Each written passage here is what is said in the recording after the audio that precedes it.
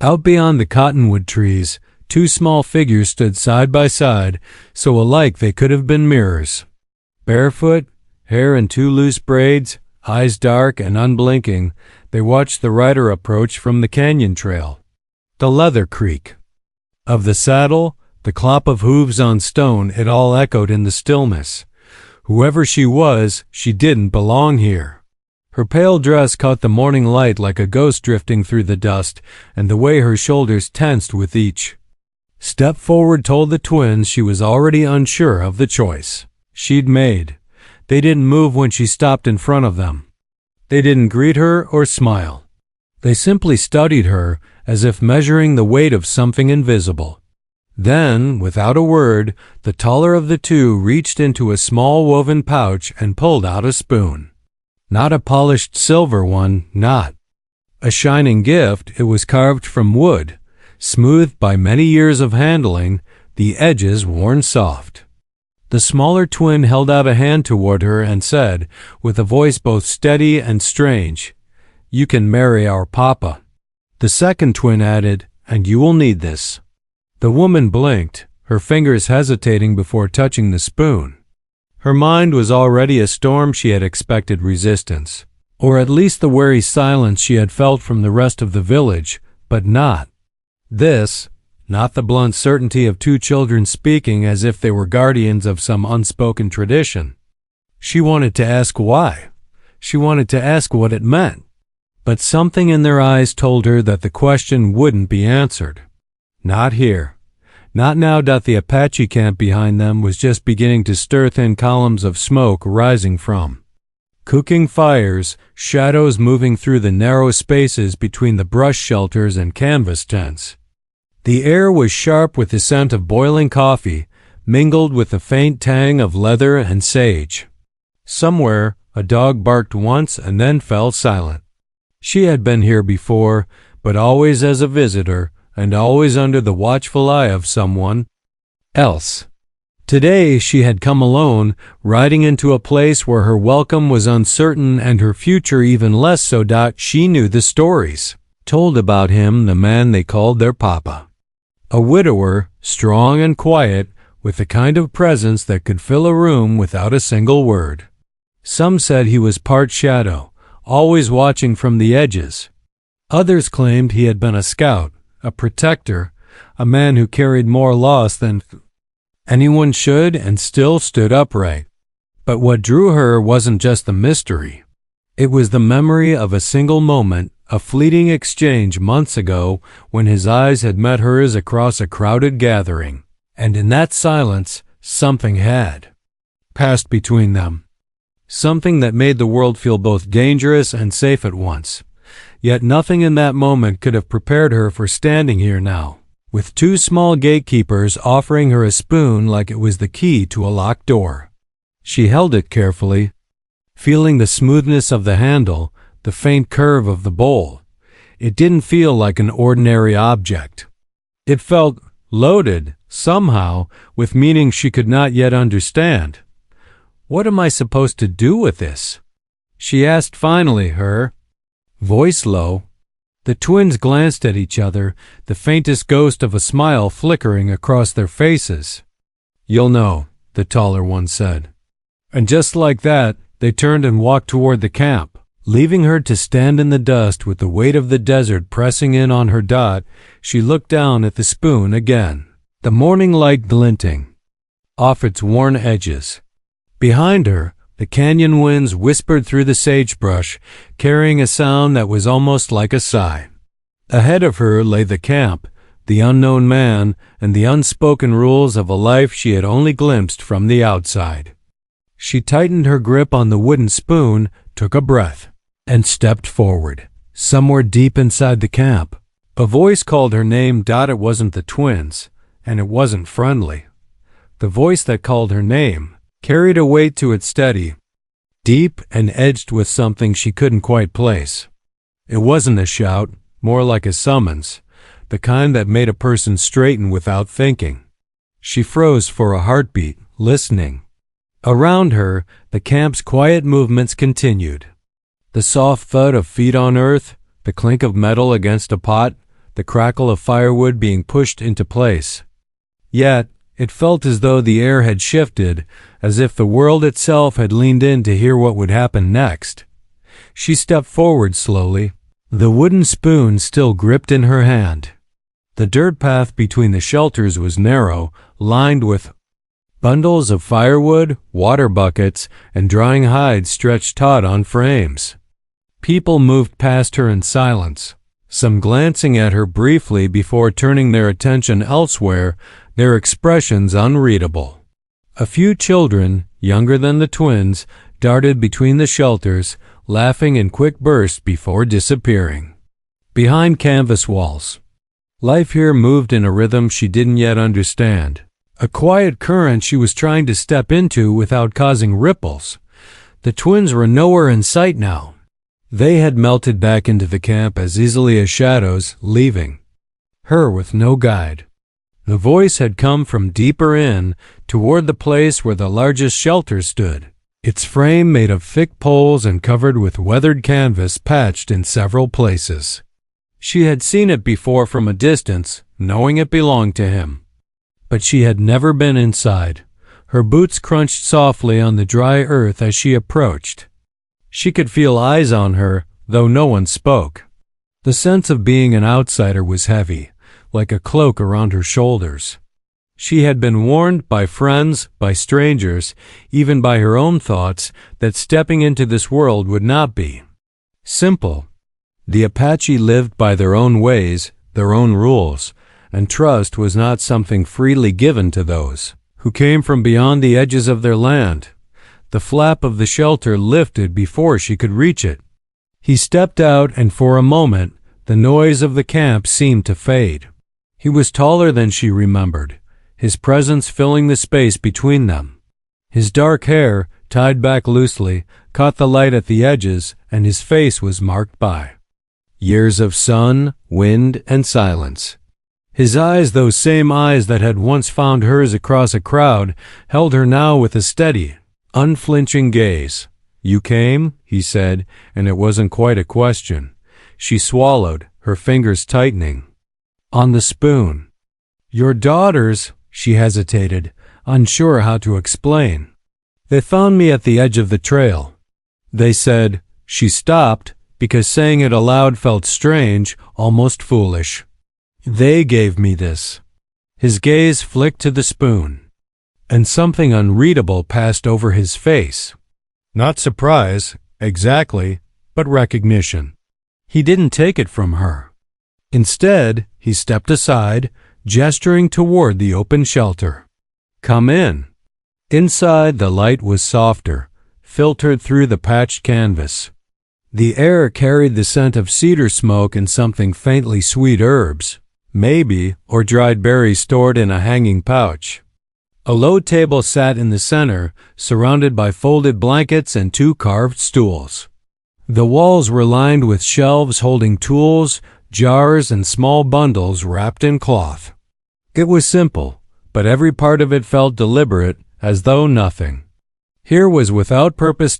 She stood near the entrance, unsure whether to sit. He watched her for a moment before lowering himself onto one of the stools. "They told you to marry me?" he asked, his tone unreadable, her breath caught. "Yes." "I didn't know what to say." They wouldn't have said it without reason. His voice was calm, but there was a firmness to it, as if he was stating a fact rather than offering an opinion. "And they wouldn't have given you that without knowing what it means." She looked at the spoon again, feeling its weight in her palm. "Then tell me, what does it mean?" He didn't answer immediately. Instead, he leaned back slightly, his eyes never leaving hers. "It's not something explained in a few words. It's a promise and a test, both at once." She frowned. "A test? Not for me," he said quietly. "For you?" Before she could ask more, the twins appeared at the doorway, their small faces peeking in. They didn't speak, but their presence shifted the air in the shelter. He glanced at them, and they slipped inside, settling cross-legged on the floor. One of them reached for a bundle near the table and began untying it. Inside were small, flat pieces of bread wrapped in a cloth that still held warmth. The other twin looked up at her and motioned for her to sit. She did, lowering herself onto the folded blanket across from them. The bread was passed around first, to him, then to the twins, and finally to her. She broke off a piece, the smell of it earthy and familiar, and took a bite. It was simple, but good, with a faint sweetness that reminded her of long afternoons spent in her grandmother's kitchen. She wondered if that was the point, that sharing something as ordinary as bread could be part of the test. No one spoke while they ate. The quiet wasn't uncomfortable exactly, but it held an undercurrent of unasked questions. She kept her eyes on the bread in her hands, aware of the twins watching her with a mix of curiosity and expectation. When the last crumbs were gone, one of them reached across the table and tapped the spoon still resting beside her. "You have to keep it," she said softly. "Don't lose it." She nodded, though she still didn't understand why. "I won't." "There." Father leaned forward slightly. "There's more you need to know, but not here, not now." His gaze was steady, and she could feel the unspoken weight behind his words. "If you mean to stay, you'll learn. If you don't, then you'll leave before the sun sets." The choice was laid bare, and it hit her harder than she expected. She had thought she was ready, that she understood the risks, but standing at the threshold of something unknown was different from imagining it. The twins' eyes were on her. Again, waiting. Outside, the wind had shifted, carrying with it the distant sound of hoofbeats. It was faint at first, barely more than a tremor in the air, but it grew steadily, the rhythm sharp and urgent. He turned his head toward the sound, his expression tightening. The twins glanced at each other, a flicker of unease passing between them. She didn't know what it meant, only that the easy stillness of the camp had changed. He stood, moving to the doorway, the lines in his face deepening. Over his shoulder, he said one thing to her low and firm, a warning that made the hair on the back of her neck rise. "Don't let go of that spoon." And then he was gone, stepping into the sunlight, leaving her with the twins, the quiet shelter, and the sound of approaching riders growing louder with every heartbeat. The hoofbeats grew sharper, echoing against the canyon walls until it felt as if the whole ground beneath the camp was trembling. She could hear the riders before she could see them, and every beat of their approach seemed to pull the air tighter. The twins had stopped moving entirely, their small faces turned toward the doorway, eyes wide but not frightened, not exactly. It was something else. Expectation dot through the thin flap of the shelter. Shapes flickered in the light dust, rising dark silhouettes against the pale morning sky. Voices barked in a language she didn't understand, and the camp began to shift. People stepped quickly from shelter to shelter, gathering children, pulling ropes to secure what might blow away. No one screamed, but there was a current of urgency threading through every movement, the kind that only came when danger was close but familiar. She wanted to follow him, to see what was happening, but the twins were already in front of her, blocking the doorway without saying a word. One of them clutched her sleeve gently but firmly, keeping her in place. The other tilted her head toward the back of the shelter. "Stay," she whispered, and then added something in Apache to her sister, who nodded. It wasn't fear in their voices, it was certainty. The hoofbeats slowed, replaced by the sound of boots hitting the earth. Men's voices carried through the camp now, closer, sharper, demanding. She caught fragments of English questions, orders, but they were broken by words in Apache she couldn't follow. She strained to listen, hoping to catch his voice, but the mixture of tones and languages made it impossible to know where he was. The twins stayed still for a long moment, then exchanged a glance, the kind of silent communication siblings seemed born knowing. One slipped out the front flap while the other stayed behind, still holding onto her sleeve. "It's not for you to go," she murmured. almost like she was explaining a rule that had always been there. Her hand tightened around the spoon, feeling the smooth wood warm against her palm. The strange importance of it pressed heavier now, as if it was somehow tied to whatever was happening outside. She remembered his words, "Don't let go of that spoon," and for reasons she couldn't explain. She believed they mattered more than anything else at this moment. Outside, the voices rose, one in particular cutting through all the rest. It was his, steady but edged with steel. She couldn't make out the words, only the rhythm of someone holding ground.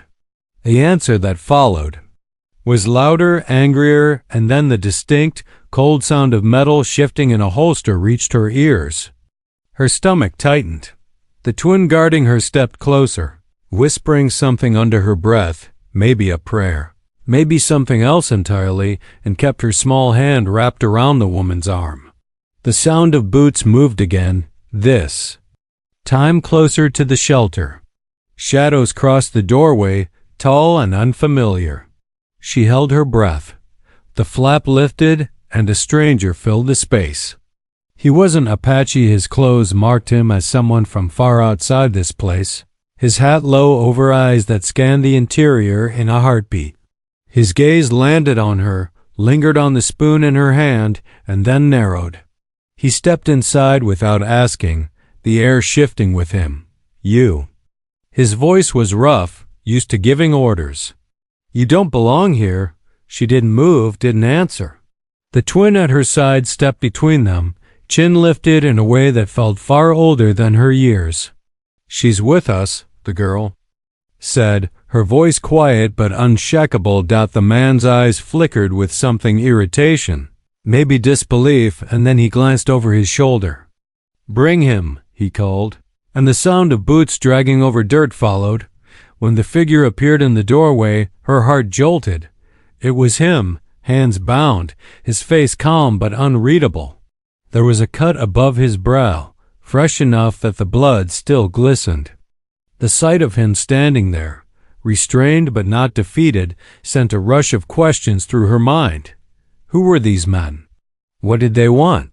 And why did they look at the spoon in her hand as though it was something worth noticing? The man in the hat stepped aside just enough to motion toward her. "We'll take her too." That was when he spoke, his voice low but carrying enough force to make the stranger pause. "She's not yours to take." The two locked eyes, a silent clash between them. The air in the shelter felt heavier with every heartbeat. The twin beside her squeezed her arm once hard, as if to say, "Hold steady." Outside, more riders shifted impatiently, their horses snorting, hooves scraping the dirt. The sun had risen fully now, casting sharp light into the doorway. Dust hung in the air like smoke. Somewhere in the distance, a hawk cried out, the sound slicing through the tension. No one moved for a long moment.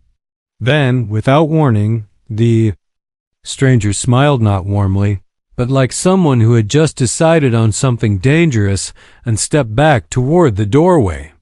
"We'll be seeing you," he said, his eyes still fixed on her. The riders mounted quickly, the sound of hooves kicking up dust as they turned toward the trail. The camp remained still, no one speaking until the noise of departure faded into the distance. Only then did the twin release her arm. He stepped forward, the rope at his wrists already loosened by someone unseen. The cut above his brow had dried, but the look in his eyes was sharper now, more guarded. He glanced at the spoon in her hand, then at her face. "Now you know," he said quietly. "They'll come back." But she didn't know. Not really. All she knew was that something far bigger than her had already started, and whatever role she was meant to play in it, there was no turning back. The twins were already watching her again, their expressions unreadable. One of them finally spoke, her voice soft but certain. "You still have the spoon." She nodded, though she didn't understand why that mattered so much. "You'll find out," the girl said. And then, almost as if on cue, the wind shifted again, bringing with it the faint sound of hoofbeats returning. The wind carried the sound. Again, faint but steady, each hoofbeat falling into the space between heartbeats. It was slower this time, more deliberate, as if whoever was coming wanted the camp to hear them well before they arrived. The twins exchanged a look, their small bodies still but their eyes sharp, tracking the sound as it drew closer. No one in the camp moved openly, but there was a shift: men standing a little straighter, women drawing children toward doorways, voices dropping to low murmurs. He was already on his feet, a shadow in the doorway, watching the trail. She could see the line of his jaw, set hard, and the way his hands rested near the knife at his side now that the ropes were gone. The cut on his brow caught the light, a reminder of what had happened only moments before. He didn't turn to look at her, but she felt his awareness of her there, just behind him, the wooden spoon still warm in her palm.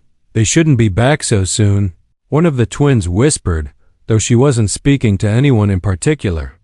The other twin was silent, her gaze fixed on the horizon. The riders came into view, dust curling up around them.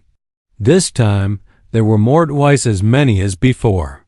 Their horses moved in a tight formation, the men riding with a kind of posture that spoke of decision, not negotiation.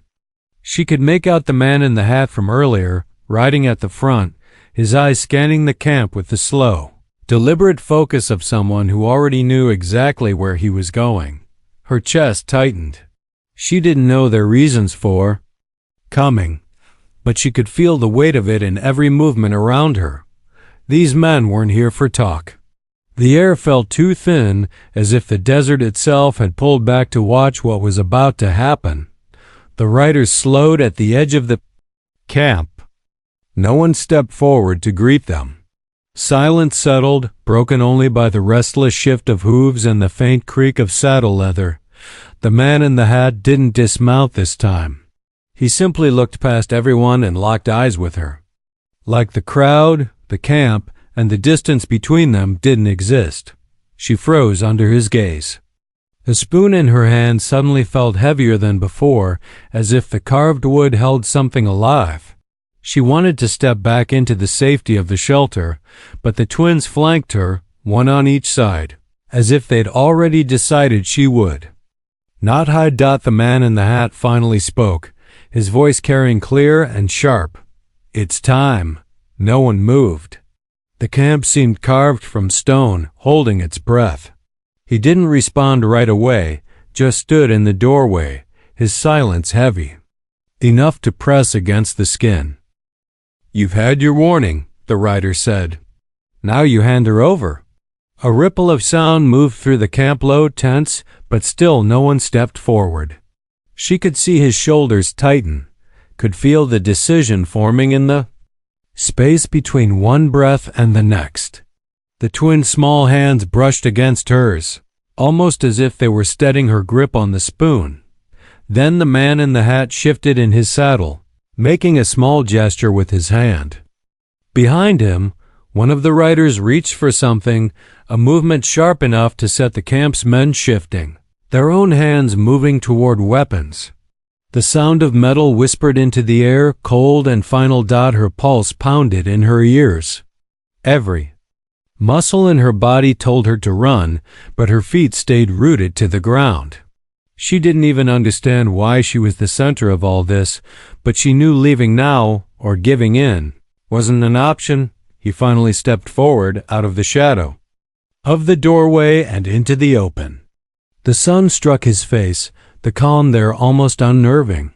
His voice, when it came, was quiet, but it carried to the edge of the camp. You'll have to come through me. The silence that followed was heavier than the air before a storm. The man in the hat smiled again, the same smile from earlier danger in the shape of something casual, and nodded once.